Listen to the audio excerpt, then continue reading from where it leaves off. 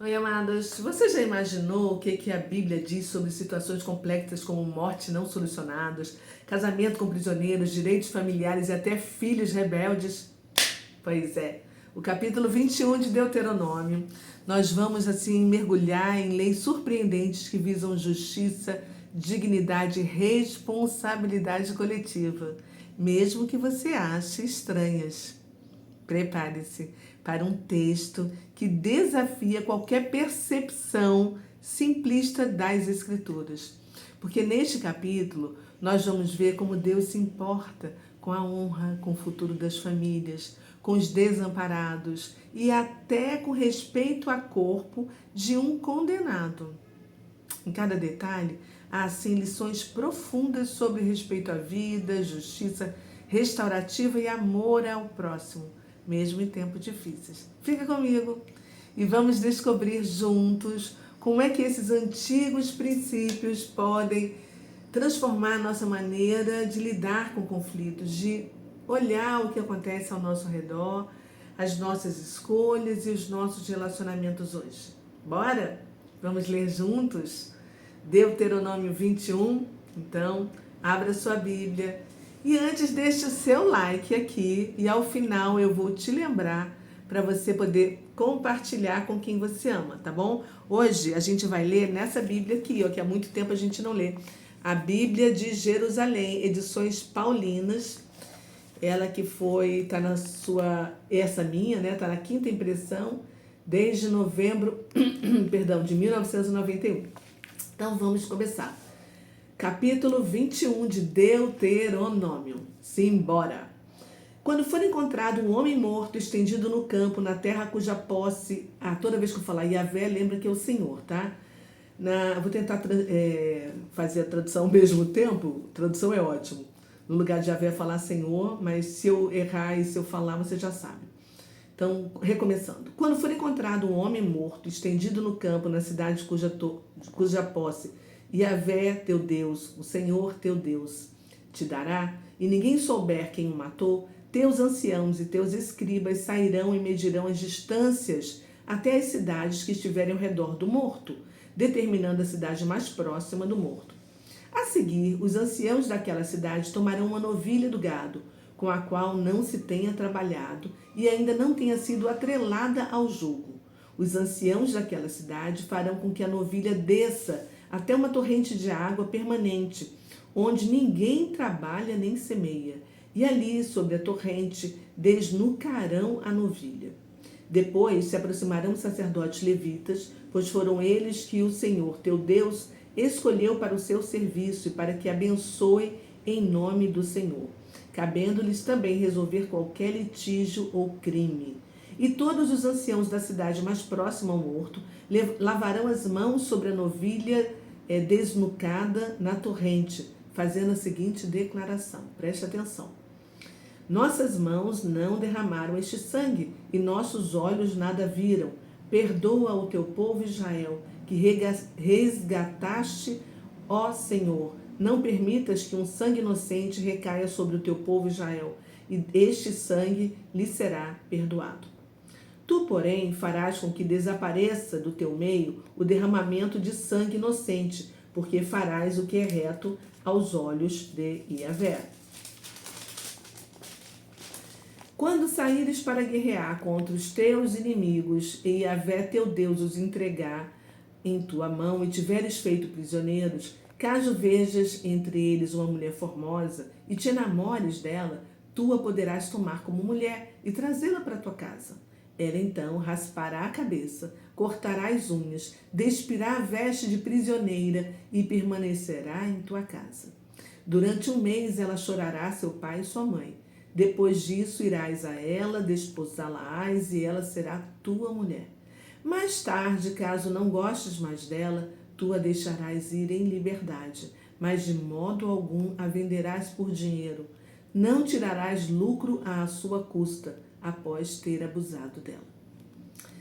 Se alguém tiver 2 mulheres, amando a uma e não gostando da outra, e ambas lhe tiverem dado filhos, se o primogênito for da mulher da qual ele não gosta, este homem, quando for repartir a herança entre seus filhos, não poderá tratar o filho da mulher que ama como se fosse o mais velho, em detrimento do filho da mulher da qual ele não gosta, mas que é o verdadeiro primogênito.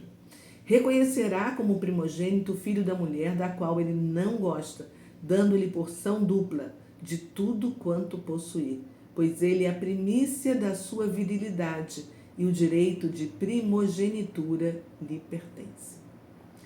Se alguém tiver um filho rebelde e indócil, que não obedece ao pai e à mãe, não os ouve mesmo quando o corrigem, o pai e a mãe o pegarão e levarão aos anciãos da cidade, à porta do lugar, e dirão aos anciãos da cidade: este nosso filho é rebelde e indócil, não nos obedece, é devasso e beberrão.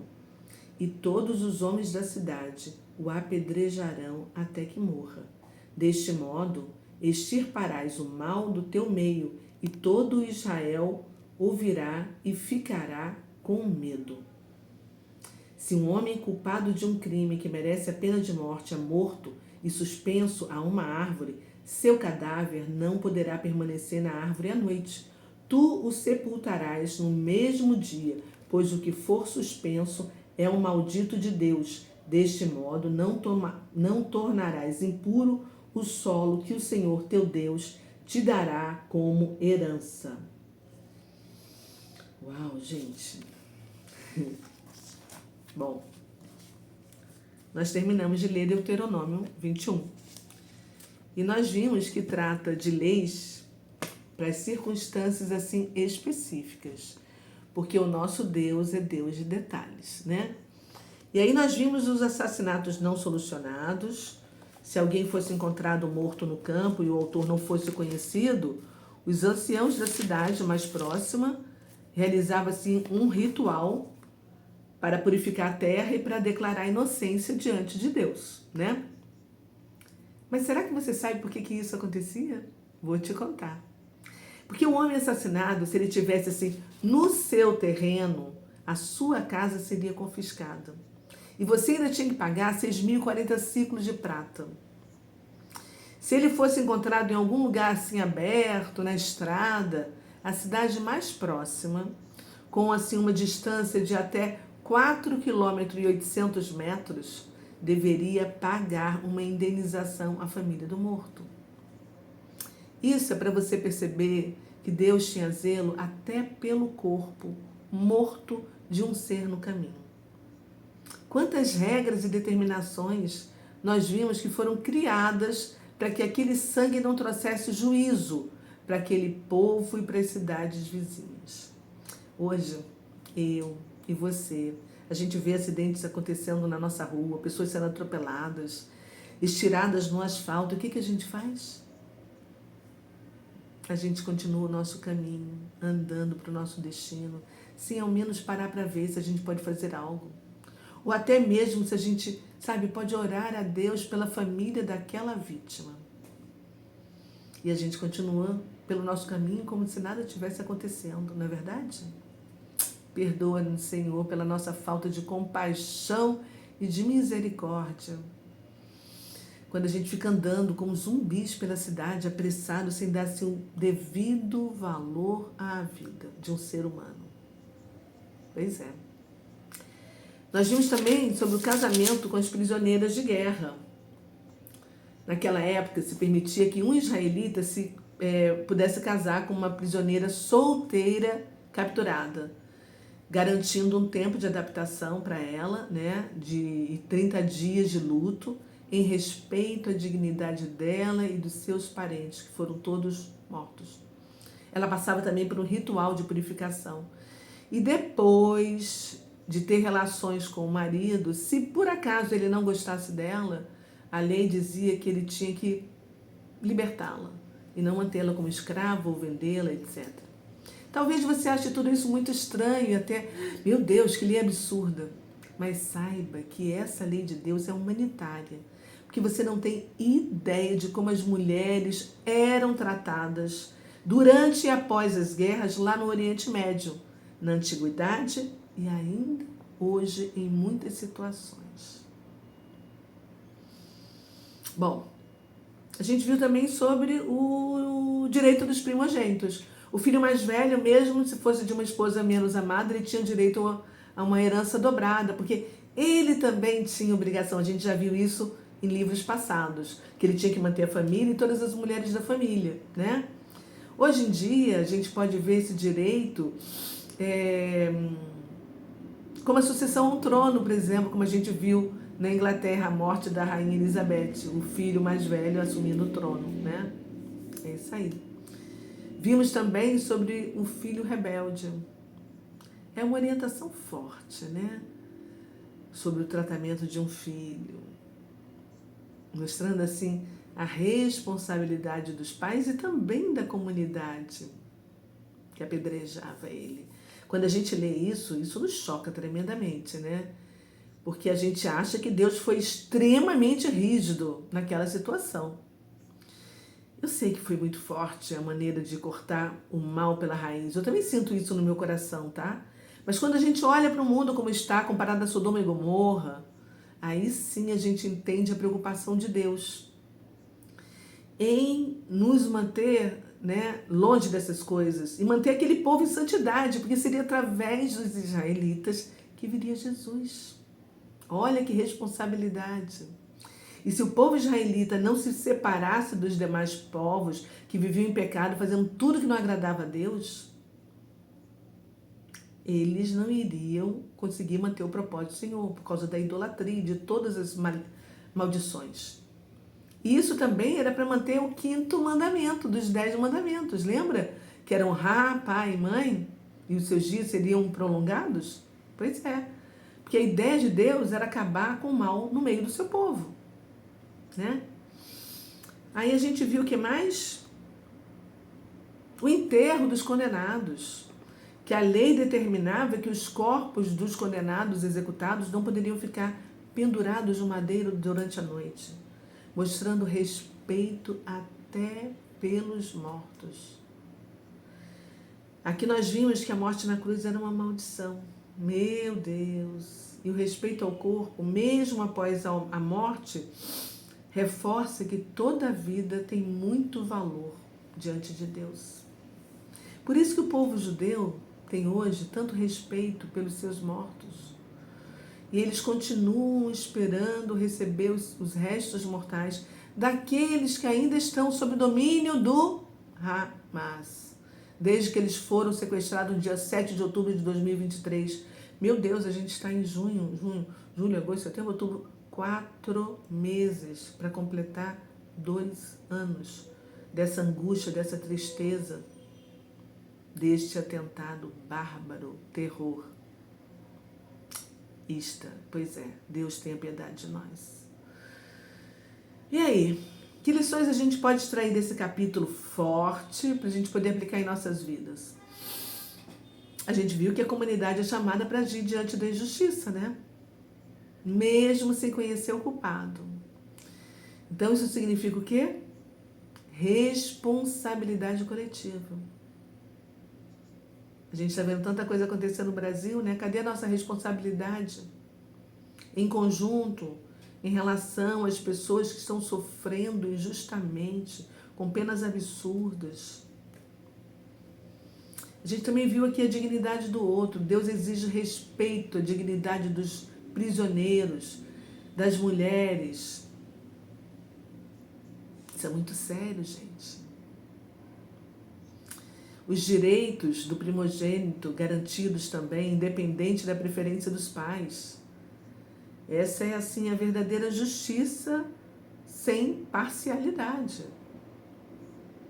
E o tratamento sério dado a filhos rebeldes, né? Isso nos mostra a importância da disciplina, do estabelecimento de limites no lar, porque a gente não vê. Se a gente vê assim os professores apanhando dos alunos nas escolas, isso é porque os pais não dão mais limite, sem contar outras coisas que eu acho que dá pra gente fazer um vídeo só sobre esse assunto. E aí, vamos assim agora refletir para a gente poder criar insights e anotar no nosso caderninho? De que forma você é chamado para assumir responsabilidade coletiva pelas injustiças que acontecem ao seu redor e que você está vendo. Pensa nisso. Como é que você pode assim, garantir dignidade e justiça para as pessoas que se encontram à margem, que andam assim pela sua vizinhança, né? E que passam também pelos seus relacionamentos. Reflita sobre isso. Nossa, tá alto isso aqui, né? Que atitudes, gente, na sua família precisam assim ser ajustadas para poder honrar e respeitar cada membro, independentemente das preferências pessoais. Ai, meu Deus, eu sei que essa é dura, não é fácil. Eu que o diga, meu Deus. Jesus, Yeshua, toma conta. E aí, vamos conversar com Deus? Então, feche os seus olhos e abaixe a sua cabeça. Vamos lá. Pai, obrigada por mais este capítulo, Senhor, que assim amplia a nossa visão e nos faz entender cada vez mais a Tua palavra, Pai. E hoje, mais do que nunca, nós entendemos quando a Bíblia disse que Cristo se fez maldição por nós. Está aqui. Oh, Jesus. Em um dos livros que Paulo escreveu, eu não me lembro exatamente qual, mas estava se referindo a esse capítulo de Deuteronômio. Maldito todo aquele que for pendurado no madeiro. Está tudo aqui, Pai. Todas as explicações que a gente precisa estão aqui nesse livro que o Senhor nos deixou, como assim uma bússola para a gente encontrar o caminho de volta para casa. E aqui a gente também pode encontrar todas as respostas para todas as nossas dúvidas, todos os nossos questionamentos, assim como também as revelações e os teus mistérios. E Jesus, como filho obediente, nos mostrou que a lei não é maldita, mas o não cumprimento é que leva à maldição. Meu Deus! Obrigada, Jesus, por nos comprar a preço de sangue, pendurado no madeiro, na cruz, para nos oferecer a vida eterna. Nós te amamos. Ai, Pai, tem piedade de nós. Amém e amém. Nós oramos em nome de Jesus. Senhor, obrigada. Bom, gente, hoje eu ultrapassei, mas foi um capítulo com muitos detalhes, com muitas leis e que muita coisa que a gente não sabe e que as pessoas detonam, falam que é um absurdo, né? Mas eu acho que esse entendimento ampliou a nossa visão de hoje. Agora eu vou te lembrar para você curtir e compartilhar com alguém que você ama e que precisa conhecer esses detalhes da Bíblia. Um beijo no coração. Amanhã tem mais. Fui. Tchau.